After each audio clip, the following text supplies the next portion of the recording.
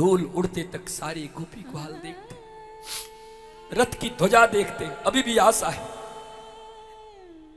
ध्वजा भी चली गई और रथ के पहिए से उड़े हुए धूल को देखकर कृष्ण को याद करते। ब्रज का रज ही कृष्ण की याद दिलाता है।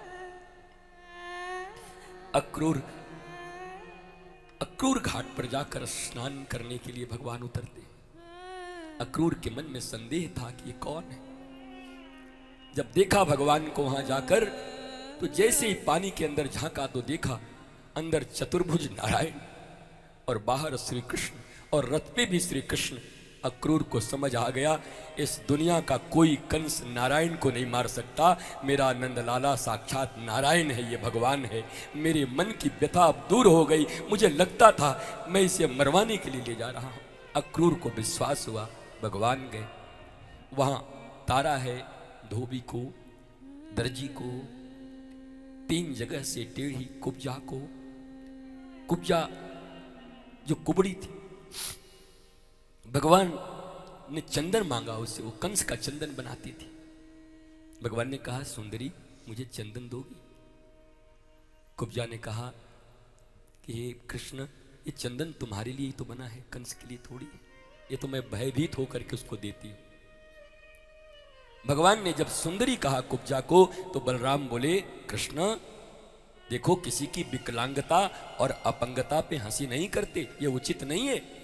ये कुरूपा है, कुबड़ी है 3 जगह से, और तुम इसे सुंदरी कहते हो। भगवान कहते हैं, दादा मैं कृष्ण हूं, जो कर सकता हूं वही कहता हूं। भगवान ने कुब्जा के पांव को अपने पांव से दबाया और ऐसे ठोड़ी पकड़ करके एक झटका दिया। 3 जगह से टेढ़ी कुब्जा विश्व की सुंदरी बनकर के वहां खड़ी हो गई। बलराम देखते रहे। भगवान ने पूछा, दादा अब विश्वास हुआ? मैं जो कर सकता हूं वही बोलता हूं, मैं व्यंग नहीं बोलता दादा। महाराज विश्राम हुआ रात्रि को। कल प्रातः रंगशाला में कंस ने पूरा व्यवस्था करके रखा है कृष्ण को मारने के लिए। कोयलिया पीड़ नामक हाथी को शराब पिलाया गया, मदिरा, कि कृष्ण आएंगे और कृष्ण को चीर देगा, फाड़ देगा। भगवान आए, कोयलिया पीड़ हाथी भगवान के ऊपर आक्रमण करता है।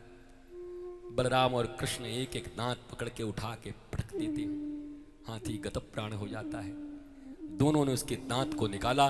भगवान ने कहा, बढ़िया हुआ, मामा के लिए कोई गिफ्ट नहीं लाया था, यही गिफ्ट दे दूंगा। हाथी का दांत। भीतर गए, जाकर देखा रंगशाला में हजारों लोग बैठे हुए थे। वृंदावन के लोग थे, मथुरा की वीरांगनाएं थी, ऋषि थे, महर्षि थे, योगी थे। जो जैसा था भगवान उसको वैसा दिख पड़ रहे थे। योगियों को दिख रहा था साक्षात योगेश्वर ही चले आ रहे हैं। मथुरा के लोग देख रहे थे, ओहो हमारे रिश्तेदार के बेटे चले आ रहे हैं। जो गोप ग्वाले थे वो देख रहे हैं, हमारा कन्हैया आ रहा है।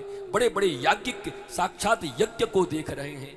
बड़े बड़े व्रतिक साक्षात व्रत को ही देख रहे हैं, चल के आ रहा है। जो सुंदरियां हैं वो कामदेव को देख रही हैं, चल करके आ रहा है। और जो ऊपर कंस बैठा हुआ है उसको साक्षात मृत्यु दिखाई पड़ रही है, मेरा मृत्यु आ रहा है। गोस्वामी तुलसीदास ने यहीं से लिखा, जाकी रही भावना जैसी, प्रभु मूरत निधि की तैसी। कृष्ण एक ही है पर सबको अलग अलग दिख रहे हैं। आए भगवान महाराज, चारों ओर मुष्टिक सल तोसल बड़े बड़े सब एक से एक हिंद केसरी लड़ाई शुरू हुई। भगवान ने पहले तो 2 को गतप्राण किया और बाकी जब सब कूदे लड़ने के लिए, छोटे छोटे भगवान सब चिल्ला रहे हैं, अरे दैत्यों दया करो, इतने छोटे बालकों के ऊपर तुम क्या अत्याचार कर रहे हो। भगवान ने हाथ हिलाया, चिंता मत करो, मैं रेसलर हूं, जीतूंगा मैं ही। ऐसे ऐसे लोगों को तो ऐसे ही खत्म कर दूंगा।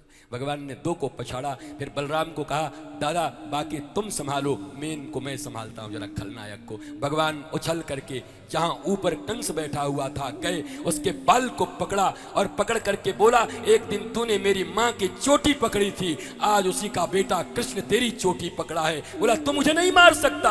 अरे बोला मैं तुझे मारूंगा भी नहीं, क्योंकि कोई किसी को नहीं मारता, व्यक्ति का पाप ही उसको मारता है। आज तेरा पाप तुझे मारेगा कंस, तू मरेगा। भगवान ने उठा करके कंस को चोटी पकड़ करके ऊंचर मंच से नीचे फेंक दिया और ऊपर से उसके छाती पर कूद गए और अपनी दिग्विजय सुदर्शनी मुस्तिका से उसके वक्षस्थल पर प्रहार किया, उसके छाती पट गए, कंस का वध हुआ।